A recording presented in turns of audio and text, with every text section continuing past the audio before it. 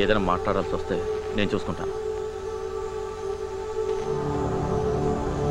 మలబద్ధకం వాళ్ళ మొహం పెట్టుకో, ప్రశాంతంగా పడుకో. కారు పక్కకి దీవయ్యా, కమిషనర్ గారు ఉన్నారు. చేయండి అయ్యా, పక్క రండి. సరే సార్. ఎక్కడి వాళ్ళు మీరు? వీడు మూగోడు, మాట్లాడలేడు. మా బామ్మర్ది. మీదే ఊరు? ఇక్కడే టౌన్ వాళ్ళమే. వీడికేమిటి ఒంట్లో బాగలేదా? అవును సార్.